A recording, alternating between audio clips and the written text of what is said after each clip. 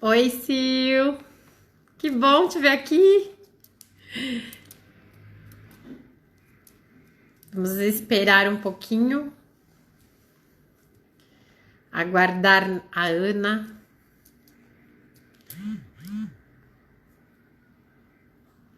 Oi, Má.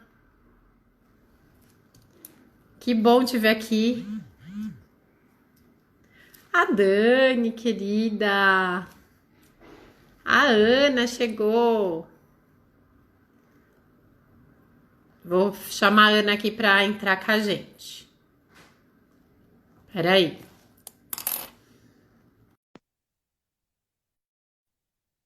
Alô, que linda! Oiê! Oiê! Tudo bem? E você? Também, tudo jóia. Tava tentando aqui colocar o nome na live, mas acho que eu passei do tempo, não consigo mais colocar. Eu não vou conseguir te ajudar, eu sou péssima nessas coisas. Nessas tecnologias, Toda. Horrível, sou péssima. Outro dia eu tentei participar de uma live, eu derrubei a live. eu vi que você entrou ao vivo, daí eu te avisar, falei, Ana, entra na minha. Entendi muito. Ai, que bom. Nossa, eu tô tão feliz de ter você aqui na Share comigo, você é tão importante, você sabe, né? Não. Na minha vida, na minha trajetória, assim, é uma inspiração até. Então, estou super feliz E de eu você ter também. aceitado esse convite. Eu estou muito feliz, eu adoro você. E fico muito feliz de ver você se realizando profissionalmente e fazendo aquilo que você acredita. Isso é muito bom. Sim, é muito bom. E não é fácil. E aí, disso que a gente vai falar um pouquinho, né? Hoje. Então, acho que você podia, eu queria que. Eu vou me apresentar para quem está na live e não me conhece, né? Eu sou a Renata, da Share. E agora a Share Desenvolvimento Humano, que eu acredito muito mais, né, nisso, nas pessoas se desenvolvendo. Então, a Share trabalha com recrutamento, seleção e treinamento e desenvolvimento. Então, é isso que você falou mesmo. Colocar essa. Eu acredito que todo mundo é capaz de melhorar, se desenvolver. Então, você perceber que faz essa diferença assim na vida das pessoas é muito bacana. Eu tenho paixão pelo que eu faço. Ai, Então, e para quem não está conseguindo nos ver, né? Eu sou branca, eu tenho cabelo moreno, cabelos escuros, estou usando que é isso? Um cachecol. E é isso. Então eu queria que agora você se apresentasse. eu fico muito feliz de estar aqui. Eu sou Ana Castro, eu sou jornalista de formação há muito tempo já. Trabalhei muito em redação, em TV, mas também já trabalhei em jornal, em revista. E de uns anos para cá tenho mudado um pouco o jeito de fazer o que eu acredito que ainda é o jornalismo, ainda é contar a história, mas de uma forma diferente. Então, eu fiz também um pouco, fui para a área acadêmica um pouco, então eu fiz mestrado e doutorado na área de comunicação. Sempre gostei muito de escrever, então eu escrevi um livro que é uma biografia de uma desaparecida política. E agora, mais recentemente, eu fiz o primeiro livro infantil, que acabou de lançar. E estou muito feliz, Sim, que está aqui do meu lado, que eu vou mostrar depois. tá lindo. E fiz também há 5 anos já vai, passou voando. Eu fiz meu primeiro documentário, que é um tema mais pesado, que é sobre tortura e violência de Estado, desde a ditadura até os dias de hoje. E eu trabalho também atualmente, meu trabalho remunerado, digamos assim, né? Aquele que paga os boletos. Eu trabalho numa produtora e numa distribuidora de cinema, e meu trabalho é cuidar da articulação e da mobilização em torno das causas que a gente faz com os filmes, porque sempre são filmes que tratam sobre causas e assuntos que a gente acredita, e meu papel é juntar as organizações que falam sobre esse assunto para fazer com que o filme vá mais longe, para que mais pessoas conheçam e falem sobre essa causa. Então, o último filme que a gente lançou foi sobre violência e abuso de crianças, né, de crianças e adolescentes. Infelizmente é um tema que está super aí, né? Sim, super. Muito. E agora na quarentena eu inventei de fazer um podcast, porque tenho pouco tempo livre, né? Tenho muito tempo livre com 2 filhos, então... Coisa, por quê? Por que não, né? Então, né? E aí um podcast chama Na Kombi Cabe, que eu acho que assim, a ideia era na Kombi Cabe, a ideia era você trazer pessoas para contar suas histórias de vida e pessoas que muitas vezes são vistas apenas pelos estereótipos, né, ou pelos preconceitos, ou pelo fenótipo que ela tem, né? Então assim, e a ideia é que quando a gente ouve a história de uma pessoa, quando a gente escuta a trajetória dela, é muito mais difícil a gente ter algum tipo de preconceito com ela, né? A gente cria uma empatia, né? Se a princípio, se eu falo, Uhum. eu vou, o que você acha de uma pessoa, o que você acha da transexualidade? Pode ser que você não entenda direito, pode ser que você não conheça ninguém, pode ser que você ache que é errado, que... Mas quando você escuta a trajetória de alguém que é trans, contando tudo o que ela passou, como que foi o processo, você, de alguma maneira, se conecta com aquela pessoa e é muito mais fácil entender aquilo que a pessoa é, o que ela faz. Então, na Combicab nasceu muito para ser isso, para ser um lugar para escutar histórias sobre pessoas, Uhum. também sobre causas, sobre temas que muitas vezes a gente tem uma dificuldade de falar na sociedade e que eu acho que quando a gente conta uma história e descobre a singularidade daquela pessoa, a gente se conecta mais com ela. Então, acho que fica mais fácil a gente desfazer esses preconceitos que a gente tem, porque todo mundo tem, né? Sim, sim. E eu não me Não adianta falarmos que não temos, que temos, né? Sim, a gente foi criado, todo mundo foi criado numa sociedade racista, machista, né, muito patriarcal.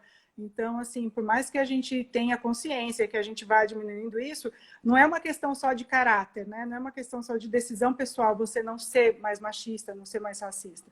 Ela parte de uma questão Uhum. individual, de você escolher, né, ser anticapacitista, antirracista, mas também é uma questão estrutural, né? Tem muito mais a ver, às vezes, com a estrutura da sociedade do que com escolhas nossas pessoais. Então, tem Sim. as duas coisas. A gente tem que entender, a gente tem que estudar, ao mesmo tempo a gente tem que lutar para que seja uma sociedade mais igualitária. Então, assim, eu falo que todo mundo é machista, todo mundo é intolerante a alguma coisa, todo mundo é preconceituoso, todo mundo é racista em algum nível. Então, o que a gente tem que Uhum. assumir que a gente é e aí lutar para que não seja mais e para que as estruturas mudem também, né? Sim.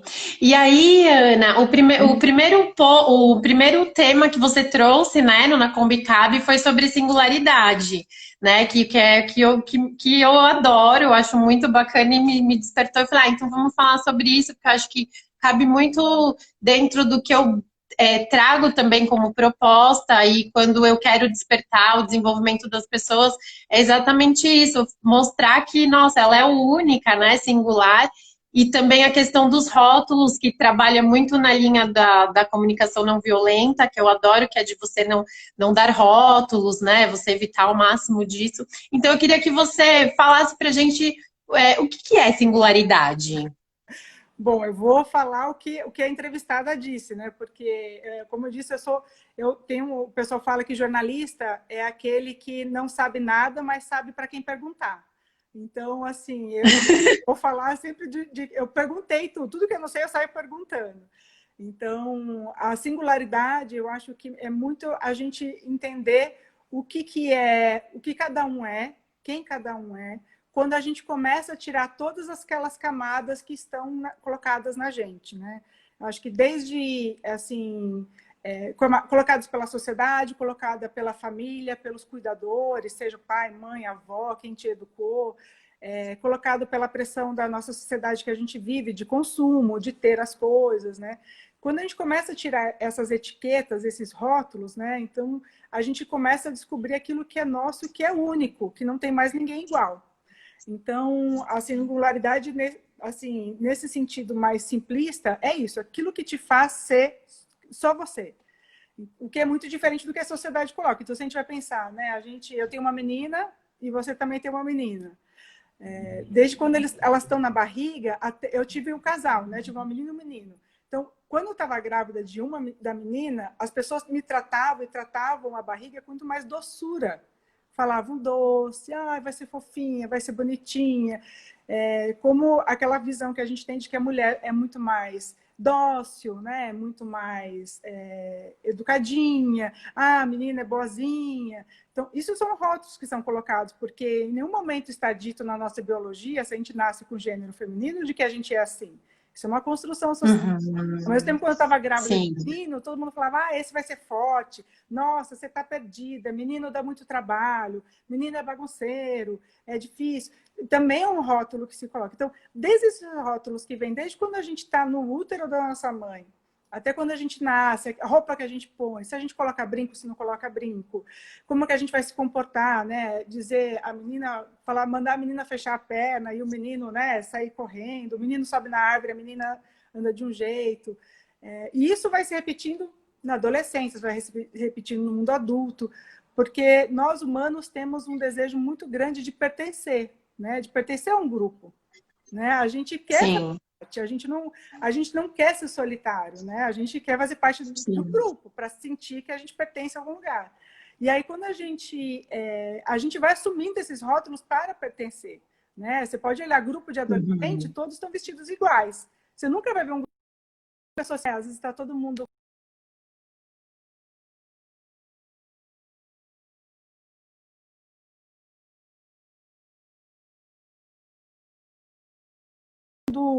quando as pessoas são adultas também, né? As pessoas se vestem muito parecidas.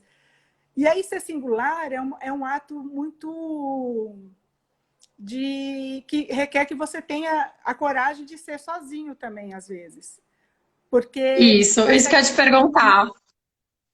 vai chegar um momento que você vai Se se é preciso destacar. coragem. Eu acho que são duas coisas. Eu acho que precisa de medo e de coragem. Porque o medo, ele também é uma coisa boa, porque quando você tem medo de não ser você mesmo, de desaparecer no meio da manada, de chegar num momento da sua vida, você olhar para você e falar, meu Deus, o que eu fiz da minha vida, né? Eu só fiz aquilo que os outros queriam que eu fizesse, ou eu só fiz aquilo que todo mundo achava que era certo, mas eu nunca parei para pensar se era isso mesmo que eu queria fazer. Então, eu acho que tem um pouco de medo também quando você decide parar para olhar para você mesmo e ver quem que você é. E a coragem, porque eu acho que você precisa ter essa coragem de ficar sozinho, né? Porque muitos momentos você vai ter que fazer escolhas que são escolhas que as pessoas ou não vão concordar, ou escolhas que as pessoas não vão entender, ou escolhas que são muito diferentes do que as pessoas que estão ao seu redor, que são seus amigos, familiares, fizeram. Então, esse coragem de permanecer sozinho, mas fiel a você mesmo, é uma coisa muito importante, assim, é algo que acho que é o começo da jornada da singularidade. Eu acho que em nenhum momento a gente vai chegar aqui, a singularidade não é um lugar que você chega, né? Finalmente eu sou eu mesma agora, porque eu acho que é uma construção, mas o começo é esse, de você falar, nossa, será que eu gosto disso mesmo? Será que eu gosto desse tipo de música? Será que eu gosto de me assim? Será que essa profissão é a profissão que eu queria mesmo ou eu fui fazendo? Esse jeito que eu tenho de trabalhar, será que é o que eu acho correto ou eu posso fazer de uma maneira diferente? Então, acho que quando a gente começa a se questionar, a gente está nessa busca por ser singular, né? Por não ter a mesma resposta que os outros têm ou não ter uma resposta que seja automática. Sim, e também eu acho que o caminho inverso é necessário também, né? Principalmente no mundo que a gente vive, você enxergar o outro como singular, além de se enxergar, né? Que é a questão até da empatia que você trouxe, mas assim, quando você olha para aquele ser, você fala, nossa, ele não precisa ser igual a mim, né? Porque a gente tem essa tendência, né? De se conectar mais com as pessoas que a gente acha que são mais parecidas com a gente. E aí, quando você descobre, assim, que se conectar com pessoas que não tem nada a ver com você é muito mais maravilhoso. Não, não é muito mais maravilhoso, mas é maravilhoso também, né? Eu acho, assim, eu tenho uma amiga que chama Mariana Rosa, que é muito maravilhosa, e ela fala uma coisa muito bonita, assim, que ela fala que o que faz a gente ser humano, o que nos conecta como seres humanos, é que nós somos todos diferentes. O outro é sempre diferente de mim, sempre vai ser. Então, quando a gente tem esse olhar e a gente coloca as diferenças todas no mesmo pacote, a gente começa a perceber que aquilo que me conecta a você Não é o fato que nós duas somos duas mulheres brancas, mas com a mesma idade, com cabelo preto e temos filhos. Não, é porque eu tenho coisas que são só minhas e você tem coisas que só são suas. E aquilo que é diferente que nos une. E aí ela coloca muito nesse lugar tanto a questão da deficiência, a questão da raça, a questão do gênero. Porque se Sim. você olhar, por exemplo, pessoas... vamos imaginar alguém que seja diferente da gente, né? Vamos imaginar uma mulher que seja uma mulher trans e negra. Uhum. Uhum. Você pode olhar e falar, nossa, eu não tenho nada a ver com essa pessoa. Ela é muito diferente de mim, eu não tenho... Ela não faz parte do meu convívio. Quando você senta para conversar, você percebe que ela sofre igual a você, que ela chora igual a você, que ela tem desejos iguais a você, que ela tem sonhos iguais a você. Então, a gente tem mais coisas parecidas que nos unem. E aquela diferença, que é a diferença que grita aos olhos, né, que algumas pessoas a gente enxerga mais, essa é uma diferença que ela é maravilhosa, porque é a diversidade humana, né, o que nos faz Sim, como humanos, né? Porque ela vai ter sim, um sim. mundo, ela teve uma experiência de mundo que é completamente diferente da minha. Então, ela vai poder me contar coisas que a minha experiência não pode me contar. Porque o jeito que Sim, ela está no mundo é um jeito diferente. Então, assim, diferente. quando ela me fala uma coisa, por isso que a gente fala muito, né, da questão da diversidade, inclusão dentro das empresas, por exemplo, como uma Isso, questão de aumentar a riqueza e valor da empresa. Né? A gente não está falando isso por isso. causa de... É preciso fazer uma reparação histórica? É preciso ter cotas? Eu acredito que é necessário, que a gente precisa fazer ações assim, afirmativas e de reparações para grupos que foram minorizados, para grupos que são colocados mais em vulnerabilidade. Mas, para além disso, a empresa ganha muito. Porque se você tem numa Sim, empresa uma pessoa trans, uma pessoa cis, uma pessoa negra, uma pessoa branca, uma pessoa que é hétero, uma pessoa que é homossexual, que é gay. Cada um ali vai trazer uma visão completamente diferente do mundo. E aí o risco de você, primeiro, fazer uma coisa errada diminui, porque você vai ter várias visões de mundo ali. Você, com certeza, a sua comunicação vai ser uma comunicação inclusiva, quando você for comunicar inclusiva. empresa para fora, porque alguém ali já olhou e falou, olha, essa palavra a gente não usa mais. Olha, não é legal se portar assim. Né? Porque as pessoas que estão ali vão dizer isso. Então, a empresa ganha muito Sim, quando a gente tem assim, essa riqueza de diversidade. Né? Eu comparo muito sim, com a Amazônia, por exemplo, a gente brinca que o Brasil, brinca não, né? O Brasil é o país com maior biodiversidade do mundo. É o que mais tem de biodiversidade. Quando a gente vai para a Amazônia ela é riquíssima. A gente não conhece 1/10 da Amazônia, da riqueza dela de plantas medicinais, de animais, de insetos. E aquilo que faz aquele ambiente ser tão rico, que é coisas diferentes. E eu entendo que é a sim, coisa com o ser humano. Quando a gente olha para isso, desse momento, desse lugar de que o que nos faz, o que é a maior riqueza da humanidade é que nós somos, cada pessoa é única. Então, isso é muito incrível. Né? Eu me lembro, sim. quando eu estava na escola, eu não sei se você lembra, mas eu lembro assim direitinho quando eu estava na escola, quando me falaram que o dedão, o da digital, que o dedão não tinha nenhum digital igual a outro no mundo inteiro. E eu falei, gente, porque assim, eu achava que tinha alguém igual a mim no mundo, sabe? Eu ficava assim, no universo paralelo.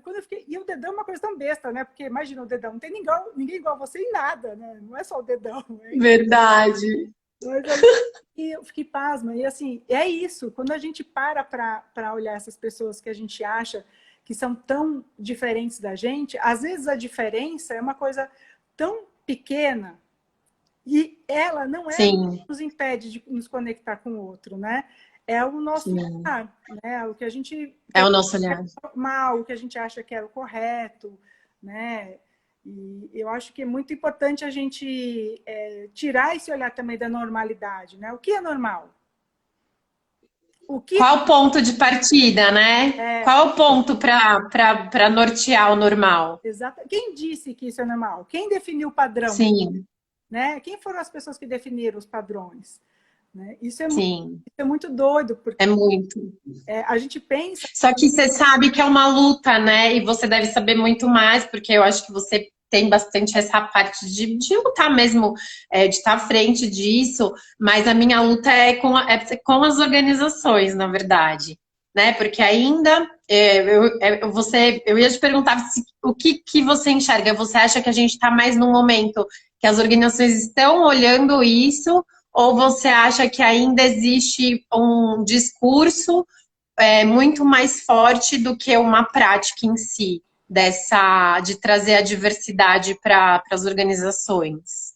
Eu acho que, de modo geral, as organizações ainda não acordaram para o fato de que elas vão sair ganhando. Porque, né, a gente tem que entender que tudo é uma questão de capitalismo, né? Quando elas perceberem que elas vão ganhar em vários sentidos, eu acho que elas vão despertar para isso. Eu acho que a gente tem algumas pouquíssimas empresas que conseguem aliar o discurso à prática. Então, que tem um discurso inclusivo e que conseguem, de fato, ter dentro da sua empresa uma prática assim, tanto de equidade de gênero, mulheres e homens encarando a mesma coisa, a questão racial, pessoas negras em cargos de poder, com poder de decisão, autonomia, pessoas trans, pessoas gays ou trans que não são constrangidas no banheiro, que tem um banheiro que as pessoas possam usar e compartilhar. Então, isso tem que partir de uma política da empresa, tem que ser uma decisão, né? Uma escolha de aceitar isso. Eu acho que são poucas ainda que fazem isso com seriedade. Mas eu acho que tem algumas que estão acordando. Eu acho que algumas começam a acordar. Às vezes por um problema, às vezes a empresa pega em alguma coisa que, né, tem alguma atitude preconceituosa, pega mal na mídia, aí ela é obrigada a correr atrás do prejuízo e ter que fazer, mas eu acho uma pena, porque de fato é uma coisa muito rica você ter alguém do seu lado que é muito diferente de você poder ir do lado e falar, o que você acha disso? Porque te ajuda a desconstruir até os seus próprios preconceitos, mas traz muito mais riqueza para a empresa. Então eu acho que é um caminho muito longo para demonstrar. Eu acho que já tem muita gente importante. Eu acho que se você entra, por exemplo, no LinkedIn, você tem vários top voicers que são pessoas que falam sobre diversidade, falam sobre inclusão, né? Você tem agências de emprego só de pessoas negras, agências de emprego só de pessoas trans. Eu acho que hoje o mundo, assim, as pessoas estão se preparando. Tem muita gente preparada para ajudar as empresas que querem a entrar nesse caminho. Eu acho que agora o caminho é muito de convencimento, né, de quem decide. Porque muitas vezes a pessoa do RH quer, às vezes a pessoa do cargo quer contratar, e aí ele vai atrás e às vezes não consegue porque né, em alguma instância maior. Tem muitas barreiras, O que eu percebo com a minha prática, assim, é que assim, as pessoas têm um discurso muito mais forte do que a prática. Então, quando chega na hora do vamos ver, ali da decisão, ainda acontece o padrão, que é o padrão do formado, né? Então, assim, seria muito lindo, imagina se a gente pudesse fazer um recrutamento, o meu sonho, de sem as informações que a gente vê, de sexo, de idade, sem nada no currículo. Você recebeu o currículo ali pela singularidade mesmo da pessoa que a gente está falando, né? Do potencial dela. Mas eu percebo que é muito difícil, assim, pelo menos assim, da minha vivência. Acham até bacana, né? Tipo, a trazer o seu olhar, porque realmente a diversidade traz esses novos olhares, que traz a inovação, e aí aumenta, né, essa parte toda que você comentou, mas ainda tem um discurso efetivamente maior do que a prática de vamos lá e vamos encarar essa. É uma pena, né? É uma pena, porque você tem que se fazer desses vieses, né? Eu lembro que teve uma pesquisa feita com recrutadores de RH, que eles mostraram fotos para ele, não sei se você conhece uma pesquisa que eles mostraram foto assim de um homem branco correndo e de um homem negro correndo. E perguntava assim, o que você falava para descrever o que a pessoa percebia quando o homem branco estava correndo. Eles falavam, ele deve estar atrasado para o trabalho, deve estar correndo para não sei o quê. Sim! Correndo, achavam, não, ele é criminoso. Então, quer dizer, na foto dizia isso, a não ser o preconceito anterior. Sim. Então, assim, isso prova que quando a pessoa, se ela recebe uma foto de uma pessoa negra e uma pessoa branca, ela foi educada a ter olhares diferentes para a pessoa negra e para a pessoa branca. A sociedade, estruturalmente, e ela cresceu ouvindo que o negro tem menos potencial do que o branco. Então, se o negro pode ter o currículo 1000 vezes melhor do que o branco, se tem a foto ali, a chance de um recrutador escolher a pessoa porque ela é branca é muito maior do que a chance de escolher. Então, isso são coisas que são muito sutis, que você não consegue provar. Como que uma pessoa negra vai provar que não foi aceita no cargo porque ela é negra? Porque ninguém vai dizer isso para ela. Sim. Contratamos porque você é negro. Vai falar que é por causa do currículo, vai falar que é porque não deu, porque já chamamos outra pessoa mais qualificada para o cargo. E aí isso vai criando muitas barreiras, além de você ir criando problemas emocionais, problemas de autoestima nessa população que é o tempo todo, ela sempre tem que fazer muito mais do que os outros para sempre chegar depois. Né? Então, assim, exato. É uma coisa, é muito injusto, né? Uma corrida muito injusta. Além disso, tem uma outra questão, que assim, a empresa que contrata um negro, um deficiente, um gay, né? E aí ela tem um de cada, e ela fala, não, eu tenho diversidade na minha empresa. Então a empresa tem, sei lá, 50, 60 funcionários, e aí ela contrata um de cada um para poder falar, né, que tem. Isso não é ter diversidade, né? Isso não é ter inclusão. Isso você está chamando uma pessoa lá para que ela sirva para você dizer para fora de que você tem. Isso, e muitas exatamente. vezes essa pessoa ela sofre muito, porque além dela ter que fazer o trabalho dela, ela tem que fazer um papel de embaixador daquela característica que ela representa, né? Então, como se ela falasse por todos os cadeirantes, se ela falasse por todas as pessoas com deficiência, como se ela falasse por todas as pessoas negras. E aí você rouba dela, de novo, a chance dela ser singular, dela ser só ela mesma. Sim. Né? Da chance de ser um funcionário como qualquer outro, que um dia vai chegar atrasado, que um dia vai estar de mau humor, que um dia vai dar uma resposta torta para o chefe, como todo mundo faz. Mas você rouba dela essa chance, porque você quer que ela se comporte como se fosse a pessoa que representa toda uma classe. Porque daí, assim, é muito difícil, porque mesmo as empresas que colocam, mas não tem uma política de inclusão de verdade, tem essas questões que você acaba usando muito. A literatura negra fala muito disso quando você diz que usa as pessoas como totem, né? Você pega aquela pessoa e usa ela como se fosse a representante. Então é complicado isso, assim, é um longo caminho, mas é muito bom ver como você e outras assim pessoas que trabalham com essa área de desenvolvimento humano de trazer essa visão, porque tem que trabalhar com o candidato, mas tem que trabalhar muito com a empresa para fugir desses vieses, né? Desses olhares que a gente tem, que às vezes a gente nem percebe, né? São tão enraizados. Enraizados. A gente exatamente. Tem um olhar, a gente foi educado assim, né? Então o tempo todo a gente tem que ficar se policiando. Não é assim que se policiando. Sim, por isso que eu acho importantíssimo a gente falar disso, trazer isso, porque é como se fosse um despertar mesmo, né? Pra gente, para o nosso olhar pra gente e para o nosso olhar para o outro. Então, espero que essa live sirva mesmo de um despertar, assim, para todos, para essa questão da singularidade, que eu acho bacanérrimo. E aí o César disse aqui, ó, vamos ver alguns comentários. Peraí, já estão realizando estudos em alguns países de fazerem uma contratação no escuro sem ver o candidato. Exatamente para não ter esse preconceito. Você acha que se funcionaria no Brasil?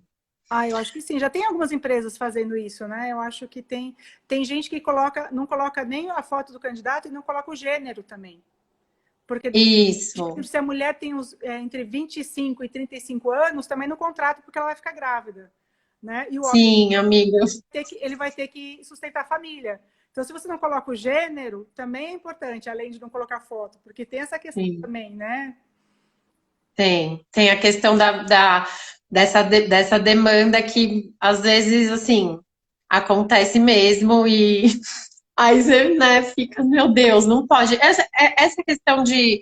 Eu sempre tento trazer esse olhar para quem solicita o trabalho de recrutamento da Shares, eu sempre tento trazer esse ponto, trazer esse olhar, de como que uma pessoa, para te complementar, ela tem que ser diferente de você, porque a tendência é quando eu mando os candidatos, os finalistas para os solicitantes, e eles acabam escolhendo uma pessoa muito parecida. É muito normal você fazer isso, porque você vai pelo negócio que eles falam ai, sentir, sabe? Do feeling, assim. Que é você se conecta com quem é mais parecido com você, ou tem um discurso mais parecido. E eu falei, não, você tem que antes tira esse seu olhar, né? Tira todo o seu preconceito para você olhar para o candidato sem colocar as suas percepções antes deles falarem, né? Porque você precisa de uma pessoa totalmente diferente para você, para te agregar, né? Sim, mas isso requer muito vontade de fazer alguma coisa diferente, né? É muito difícil, porque você tem que assumir que o seu olhar pode ser um olhar enviesado, né? Então, ele vai falar Sim. para você que não, porque o currículo melhora, porque a pessoa, não, achei bom, eu acho que ele tem a cara da empresa, né? O que é ter a cara da empresa, né? Aí Uhum. você tem que se questionar se você está com esse viés ou não. Então, isso é muito complicado falar, porque, é o que a gente disse, são coisas que a gente não consegue provar, né? Que a empresa está com um olhar enviesado na hora da contratação. Então, Sim, sim. questão de educação, né? Assim, de ir oferecendo e olhar para que entender que essas outras pessoas não só elas vão trazer um olhar de inovação, vão trazer um olhar de riqueza, como essas pessoas elas existem, elas estão aí, elas estão capacitadas, elas estão produzindo. Então, a gente Sim. tentando de olhar pessoas que estão trazendo novas experiências para a empresa, às vezes por puro preconceito, por não conseguir acompanhar essas mudanças. E nem sempre a pessoa que teoricamente parece com você é uma pessoa que vai se dar bem com você ou vai se dar bem com a empresa. Exatamente. Porque a aparência, né? Às vezes a mesma faculdade que fez, às vezes a aparência, às vezes o bairro que mora, ou a idade, isso quer dizer muito pouco da singularidade da pessoa, né? E às vezes você vai se conectar com alguém que é muito diferente de você e você vai conseguir entender que essa pessoa ela tem muito para te oferecer, não só para te complementar, mas para te ajudar a olhar o mundo de uma outra maneira, sair do seu lugar de olhar o mundo, né? Isso é muito importante, Sim. você conseguir ampliar essa coisa. Eu falo que o mundo ele é feito para a gente caber em formas, né? A gente sempre, desde quando a gente é criança, vão colocando a gente dentro de caixinhas, né? A caixinha do gênero, a caixinha da religião, a caixinha do jeito que você se comporta, a caixinha da faculdade que você fez, de onde você cresceu. Essas caixinhas vão colocando você e você vai tendo que se conformar com isso. Só que daí o mundo começa a ficar muito estreito, porque você ficou tão sendo apertada dentro dessa caixinha que até sua mente ficou estreita, porque você foi sendo apertado. Então, quando a gente começa a entrar em contato com quem é diferente, ou com experiências diferentes, a gente vai saindo dessas caixinhas e vai percebendo que o mundo é largo, ele não é estreito, né? Ele é muito importante que Sim. a gente alargue os nossos conceitos, que a gente alargue a nossa visão de mundo. E a gente só vai fazer isso quando a gente entrar em contato com pessoas que têm experiências muito diferentes das nossas. Não adianta a gente querer ter isso com alguém que é muito parecido comigo. Não vai acrescentar. Eu posso ter uma relação de amizade maravilhosa com uma pessoa muito parecida, mas a experiência de vida dela é muito parecida com a minha. Então, como que eu vou conseguir alargar o meu mundo e sair dessas caixinhas se eu não convivo com quem é diferente de mim? E é muito diferente a gente Sim. conviver, assim, um dos lugares possíveis da gente conviver com pessoas diferentes é no universo do trabalho, né? E você falar como isso vai enriquecer o universo do trabalho, vai enriquecer a experiência das pessoas que estão lá. Além de trazer inovação, de trazer mais ideias boas e completude para a equipe, você vai ter o seu mundo alargado. E isso é muito importante. Esse valor é um valor que a gente não consegue medir, mas é um dos mais importantes que a gente tem. Sim, com certeza. Ô, Anne, me conta quem que já passou lá na Kombi no podcast. Quem que você recebeu lá, as pessoas que falaram? A primeira pessoa que falou foi a Dagmar Castro, que acabou de entrar aqui ó, na live. Julgo minha mãe, mas não foi nepotismo só. ela é muito boa mesmo. Vocês podem escutar o episódio para Ela é boa mesmo, eu escutei, maravilhosa. Ela é psicanalista e ela falou sobre a questão da singularidade, sobre explicar como que a gente vai tirando essas etiquetas, esses rótulos, o que é ser singular nesse mundo que a gente vive hoje. A segunda pessoa foi a Mariana Rosa, que falei aqui um pouquinho antes dela. Ela é uma mulher que tem uma filha com paralisia cerebral. A filha dela tem 7 anos, lutou muito para viver, assim, o começo da vida foi um começo de vida muito difícil, ficou muito tempo no hospital e UTI, então foi uma luta muito constante para que ela sobrevivesse, e agora ela acabou de completar 7 anos. E ela não fala, ela não anda, tem alguns comprometimentos sérios. E a Mariana, ela mesma é uma pessoa que está se tornando uma pessoa com deficiência. Ela tem baixa visão, e em pouco tempo ela vai perder a visão toda. Então, ela cuida de uma criança com deficiência e é uma pessoa com deficiência. E o olhar dela é um olhar muito maravilhoso, que é esse olhar para o mundo, que ela falou uma coisa que eu aprendi muito, que o problema da deficiência não está no deficiente, o problema da deficiência está no mundo. O mundo que não é preparado para recebê-lo e para compreendê-lo. Porque para aquela pessoa... Que lindo! Qual que é o problema do mundo? O problema do mundo não é para a pessoa estar de cadeira de rodas. O problema do mundo é que a gente constrói escada em vez de construir rampa. O problema do mundo é que as pessoas não entendem as outras. É que a gente escreve numa linguagem que não é uma linguagem simples. Então, as pessoas com problemas de baixo QI, problemas cognitivos, às vezes não conseguem entender o que a gente fala. Então, o problema do mundo é que a gente não olha para essas pessoas como seres humanos completos em si, e a gente olha para eles como se fossem seres humanos da falta, seres humanos que precisassem ser consertados. E eles não precisam de conserto, né? O ser humano não precisa de conserto. Nenhum ser humano precisa de conserto. Nem os seres humanos com pessoas com deficiência.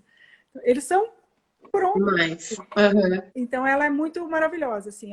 A terceira foi a Viviana Araújo, que falou sobre racismo. Contou muito a experiência dela, pessoal, desde a infância.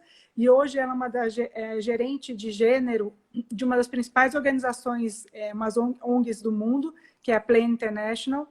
Então, ela contou muito dessa trajetória dela. A quarta pessoa foi a Eliade Santos, que é uma pastora. E ela é uma mulher pastora, que já é diferente, e ela é uma mulher pastora negra. E ela cuida de uma igreja, que é uma igreja que foi reaberta depois de muito tempo, o espaço físico, né? Foi reaberto muito tempo para receber mulheres e crianças imigrantes. E ela começou a receber muita gente diferente na igreja, então a igreja dela é assim, um domingo o culto é para as mulheres de equidade de gênero, mulheres feministas. Então um domingo é só para mulheres feministas. No outro domingo é para LGBTQI+. O outro domingo é para a comunidade negra. E o outro domingo é para a comunidade imigrante. Então, é uma igreja que, de fato, tem as portas abertas e recebe todas as pessoas, com todas as suas diferenças, e de uma forma muito acolhedora. Então, ela contou a trajetória dela e contou disso. E aí, agora, a gente deu uma parada, e assim, o próximo vai ser bem especial, vai ser bem legal, vai ser sobre meninos e meninas de rua. Então, que bacana. Então, a ideia é falar isso, é falar essas diferenças. Muito bacana. E aí também tem esse livro maravilhoso, gente. A Marina tá apaixonada. Conta um pouquinho dele também, Ana. Que ela gostou. Ela quer que você dê um autógrafo depois, você viu, né? Eu vi, darei com prazer. Esse livro foi uma coisa muito legal, porque assim, um dia eu estava na praia e vi uma mãe na minha frente, que ela parou e claramente eu vi que ela estava procurando um filho perdido, porque mãe sabe olhar o olhar de outra mãe quando, né, o filho sumiu. Como o Ernesto, meu filho mais novo, já sumiu uma vez na praia, eu sabia o que estava acontecendo. Quando eu ia levantar para ajudá-la a achar a criança, ela achou, e assim, ela estava com um olhar muito assim, de águia. E quando ela achou, eu tive a sensação que ela saiu voando e catou a criança assim, na areia e já pegou aquele jeito de mãe quando encontra a criança perdida, que você não sabe se você beija ou se você bate, né? De raiva que a criança pegou e aquela coisa. E aí eu comentei assim com o Renan, eu falei, nossa, ela parecia uma águia, porque ela estava olhando assim, e aí parecia que ela voou, assim, ela só tinha olhos para achar o filho. E aí isso ficou na minha cabeça e eu comecei a imaginar quantas vezes a gente, como ser humano, se transforma em bicho. Eu não acredito em assim, instinto materno, mas eu acredito em instinto animal. Eu acho que todo mundo tem um instinto animal. Então, quando a gente está cuidando de criança, né, especialmente crianças mais novas, a gente tem um instinto animal que ele é muito mais rápido que o nosso racional. Né? Às vezes a gente tem reação, assim, o braço pega a criança antes da cabeça pensar. Né? Se a criança está caindo, Sim. põe a mão assim, né? As reações de leoa, se acontece alguma coisa, que assim, depois você vai pensar, né? Se você fosse parar para pensar, você não faria, é o corpo que reage, né? Essa parte que a gente é bicho também. Então, Sim. o livro é isso, é assim, são várias historinhas, várias coisas que vão relacionando características que os bichos Ai, é maravilhoso. têm com as que a Sim, gente faz. E como assim, sim. Me identifiquei demais, é muito bacana, muito legal. e é legal porque essa idade das crianças, elas amam bicho, né? Eles adoram saber o que Amo. faz. Foi um... Gente, e onde que. Depois você. Gente, tá vendo? Fala onde tá vendendo, ó. As meninas se interessaram com filhotes aqui, a Cana aí. Tá vendendo na editora, que chama Editora Matrescência, e vende na Amazon também. Eu acho que no site da Amazon também tem. Mas é a editora, Gente, vale muito a pena. chama Minha Mãe Vira É muito de falar. maravilhoso.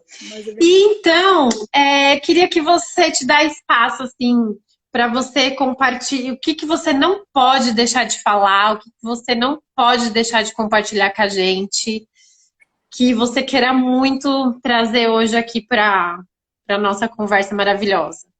Primeiro que eu estou muito feliz que você é demais. Isso também. E para mim é muito importante que a gente conseguisse sair desse olhar do outro como uma ameaça, daquele que é diferente da gente como uma ameaça, e a gente tivesse esse olhar para o outro como se fosse um outro igual a mim, do ponto de vista da humanidade.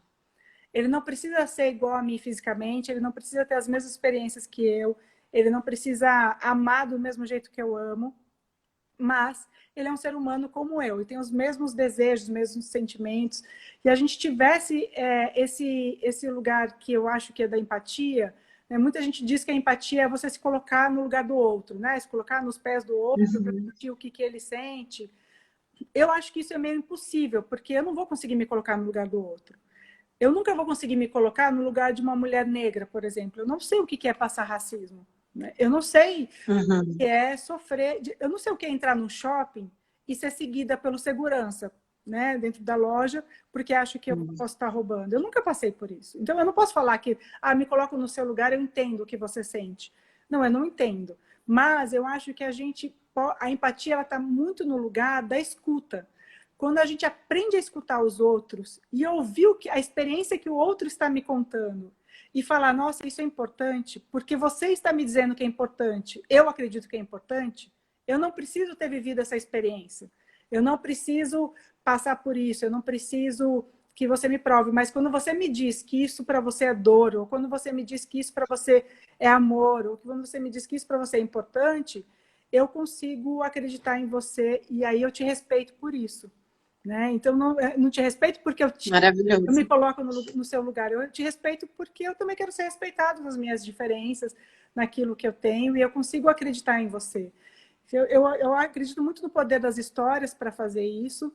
Esse é um dos motivos de ter feito na Combicab, de escutar as histórias das pessoas, porque a gente, quando ouve a história do outro, a gente se conecta nesse lugar de sair daqueles estereótipos, né? A pessoa com deficiência a gente tem que ter dó, porque, nossa, coitada dessa pessoa, ela não vive. Não, ela vive igual você, tá fazendo um monte de coisa aí, sabe?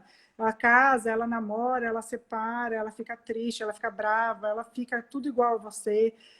De ter esse olhar, às vezes, preconceituoso de que pessoas, por algum motivo, são menos do que a gente, ou têm menos capacidade. Então, eu acho que a gente ter esse olhar para a diferença como uma coisa rica e de uma escuta que é uma escuta ativa, né? Eu acho que na comunicação não violenta fala muito isso também, né? Sim, aham. Ativa, da gente escutar o que o outro está dizendo e entender a importância para ele, independentemente se Sim, entender para você a importância, né? Se você viveu aquilo ou não. isso. Ai, que maravilhoso! Amei, Ana. Obrigada. Gente, vocês querem colocar alguma coisa aí, algum comentário? Coloquem que temos um tempinho. Eu vou pôr aqui, ó, @ da editora. Peraí. Põe. Põe que vale muito a pena. Eu tô apaixonada. A Marina ficou com ciúmes que eu mostrei, já foi lá, levou pro quarto o livro dela. Eu acho. Ah, é muito. E é... Editor. se eu consigo ver. Tem uma parte do livro. Cassi vai amar. Compra pra Maria, ela vai amar. No final tem as ilustrações. Ah, Isso é legal. tem a parte do bicho que a gente coloca o bicho e o que fala, né? Qual a característica do bicho. E aqui tem uma parte para a mãe, ó. A mãe ou cuidadora, né? O cuidador que tiver com a criança.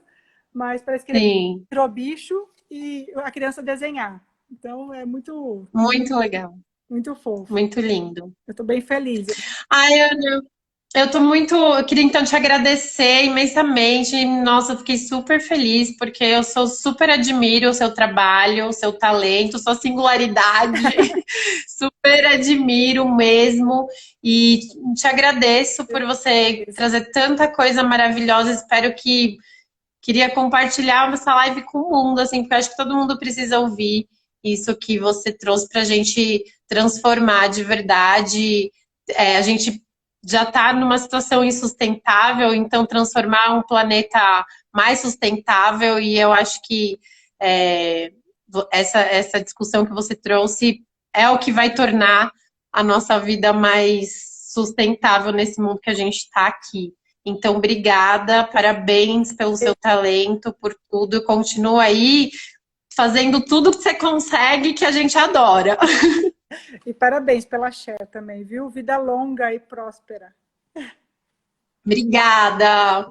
Um beijo para todos também. Um beijo para você, Ana, família. Beijo para todos que ficaram aqui. Eu vou deixar salva a live para vocês verem também depois. Beijinho.